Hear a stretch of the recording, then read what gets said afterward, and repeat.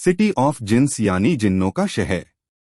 दोस्तों, दिल्ली के दरियागंज से गुजरते हुए हमारे हाथ लगी यह किताब जिसने इस व्लॉग की मंजिल दिखाई। असल में यह एक ट्रैवलॉग है जो ब्रिटिश लेखक विलियम डैलरिम्पल ने अपने 1 साल के दिल्ली प्रवास के दौरान लिखा था। इसमें दिल्ली के कई ऐतिहासिक और सामाजिक पहलुओं को उजागर किया गया है। जिन्नों की बात सुनने में अटपटी लगी, लेकिन किताब के कुछ पन्ने पलटे तो पता चला कि किताब में दर्ज जिन्नों का सबसे बड़ा अड्डा यहाँ से ज्यादा दूर नहीं है। तो चल पड़े उसे एक्सप्लोर करने। तो दोस्तों, हम चल रहे हैं एक ऐसे किले में जिसे करीब 700 साल पहले 5वीं दिल्ली के तौर पर बसाया गया था, लेकिन अब इसका खंडहर मात्र बचा है। हैरानी की बात यह है कि हाल तक यह स्थानीय लोगों में अपने ऐतिहासिक महत्व के लिए नहीं, बल्कि दूसरी वजहों के लिए चर्चित रहा है। दोस्तों, यह है फिरोज शाह कोटला और आप दाखिल हो चुके हैं जिन्नों के उस शहर में जिसका जिक्र उस किताब में ही नहीं, यहाँ हर जुबान पर है। लेकिन हमारा मकसद आपको सिर्फ दकियानूसी बातों या अंधविश्वास में उलझाए रखना नहीं, बल्कि फैक्चुअल पिक्चर दिखाना है। इसलिए सबसे पहले आपको समझाते चलें कि इसे 5वीं दिल्ली क्यों कहा जाता है। आपने यह तो सुना ही होगा कि दिल्ली 7 बार बसी और उजाड़ी गई।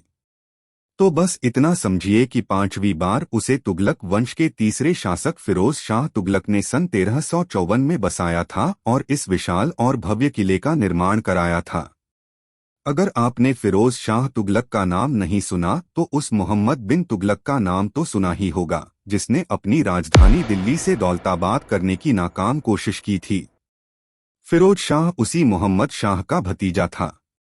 तुगलक वंश के संस्थापक ग्यासुद्दीन तुगलक ने तीसरी दिल्ली यानी तुगलकाबाद किले का निर्माण कराया था, जबकि मोहम्मद बिन तुगलक ने वहीं चौथी दिल्ली यानी जहांपनाह का निर्माण कराया था। लेकिन तुगलकाबाद में पानी की किल्लत एक गंभीर समस्या थी। ऐसे में साल 1351 में गद्दी पर बैठने के बाद फिरोज शाह तुगलक ने यहाँ यमुना के किनारे किला बनवाया और इसके आसपास काफी बसावट कराई।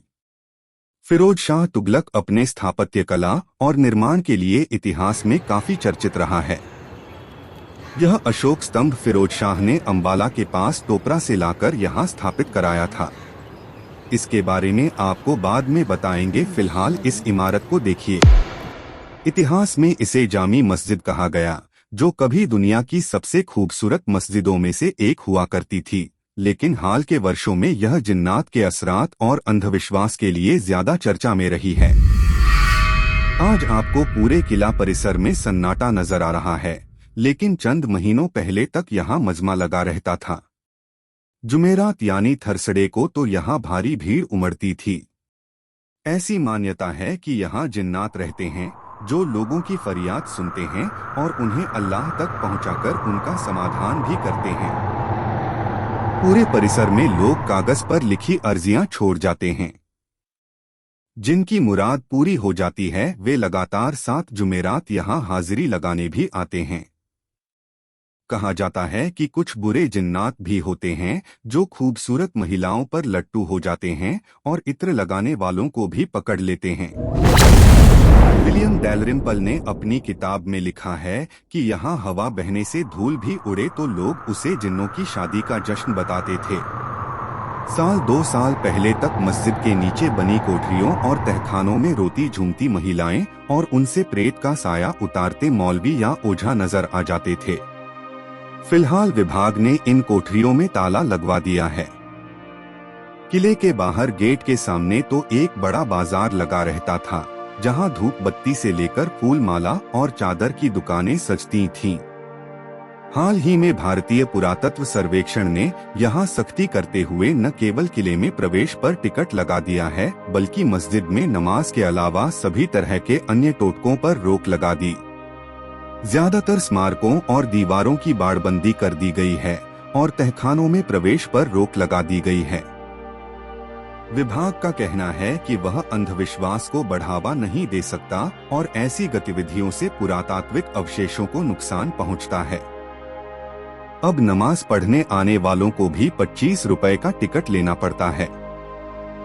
कुछ साल पहले तक अगर आप यहाँ गुरुवार को आते तो ऊपर अशोक स्तंभ के इर्द गिर्द भी महिलाओं और बच्चों का मजमा लगा रहता था। स्थानीय लोग अशोक स्तंभ को मीनारे जरीन या सुनहरी मीनार भी कहते हैं। लोग उसके आसपास लगे ग्रिल में हाथ डालकर उसे छूने की कोशिश करते। उनकी मान्यता है कि जो इसे छू लेगा उसकी मुराद पूरी होगी। बहरहाल एसआई ने ऊपर चढ़ने पर ही रोक लगा दी है। अब आपको ले चलते हैं कोटला के एक और ऐतिहासिक ढांचे की ओर। यह है फिरोज शाह तुगलक की बनवाई बावली। बावली का मतलब है खास तरह का कुआं, जिसमें सीढ़ियों की मदद से नीचे उतरा जा सकता है। अंग्रेजी में बावली को स्टेप वेल कहा जाता है। यह दिल्ली में एकमात्र बावली है जिसका आकार गोलाकार है। इसका व्यास 33 मीटर है, जो उन दिनों में एक बड़ा जलाशय हुआ करता था, जिससे पूरे किले की जल संबंधी जरूरतें पूरी होती थीं। इसके इर्द गिर्द कोठरियां बनी हैं, जिनमें गर्मी के दिनों में शाही लोग ठंडाने या सुस्ताने आते थे। फिरोज शाह तुगलक को इतिहास में पहले ऐसे शासक के तौर पर जाना जाता है जिसने खेती के लिए नहरों और जलाशयों का निर्माण कराया। उसने दिल्ली और इसके आसपास 1000 से ज्यादा बगीचे लगवाए और दर्जनों पुलों का निर्माण करवाया था। हालांकि आज फिरोज शाह कोटला में कोई भी निर्माण पूरी तरह नहीं बचा है, लेकिन इन खंडहरों और दीवारों से साफ है कि कोटला फिरोज शाही का निर्माण कितनी शिद्दत और प्लानिंग के साथ किया गया था। कई महलों के गेट और अहाते अब तक संरक्षित हैं और इनसे तत्कालीन वास्तुकला का परिचय भी मिलता है। जानकारों की माने तो फिरोज शाह कोटला में जिन्नात और झाड़फूंक के नाम पर उमड़ती आ रही भीड़ का सिलसिला बहुत पुराना नहीं है। साल 1975 में इमरजेंसी के बाद कोई फकीर बाबा लड्डू शाह यहाँ रहने लगे थे। उन्होंने अपने शागिर्दों और भक्तों को पहली बार यहाँ के जिन्नात के बारे में बताया। उसके बाद धीरे धीरे यहाँ भीड़ जुटने लगी। 2-3 साल पहले तक आलम यह था कि यहाँ हर गुरुवार हजारों की तादाद में चिट्ठियां बरामद होती। कुछ लोग उन्हें दीवारों पर चिपका देते। इनमें घरेलू समस्याओं से लेकर रोजी रोटी, गुमशुदगी, बीमारी, बेवफाई तक की अर्जियां होती। बहरहाल बड़ी कोशिशों के बाद पुरातत्व सर्वेक्षण विभाग ने किले को एक बड़ी जकड़न से मुक्त कराया है। हालांकि ऐसे लोगों की अब भी कमी नहीं जो टिकट लेकर भी किले के अंदर अपने उसी आस्था और अंधविश्वास के साथ आते हैं और यहाँ दरोदीवार पर अर्जियां लगा देते हैं। फिरोज शाह तुगलक ने साल 1388 तक शासन किया।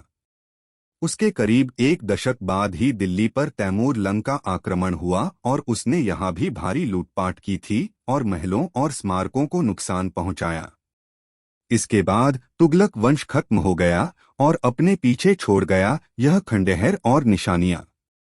ये सब उस दौर की बात है जब भारत में मुगल वंश ने कदम भी नहीं रखा था और दिल्ली का 7वां शहर यानी शाहजहानाबाद और लाल किला तो करीब 250 साल बाद बनाए गए। नई पीढ़ी के ज्यादातर लोग फिरोज शाह कोटला को उस क्रिकेट स्टेडियम के नाम से जानते हैं जिसकी फ्लड लाइटें ठीक सामने दिखाई दे रही हैं। असल में स्टेडियम का नाम भी इसी किले के नाम पर रखा गया था। फिलहाल इस स्टेडियम का नाम बदलकर अरुण जेटली स्टेडियम कर दिया गया है। इतिहासकारों का कहना है कि अपने उत्थान काल में फिरोज शाह कोटला परिसर उस सीमा से कहीं दूर तक फैला था जितने में अब सिमट गया है। एक तरफ स्टेडियम, दूसरी तरफ सिख शरणार्थियों के लिए बसाई गई कॉलोनी के चलते इसका दायरा काफी घट गया है। लेकिन एक बार आप भीतर प्रवेश करें तो आपके सामने इतिहास का एक विशाल फलक खुलता है जिसमें आप डूबते चले जाते हैं। तो दोस्तों, उम्मीद है आपको यह व्लॉग पसंद आया होगा। चलते चलते इसे लाइक, शेयर और सब्सक्राइब भी कर दीजिए और कमेंट बॉक्स में अपनी राय जरूर दीजिए।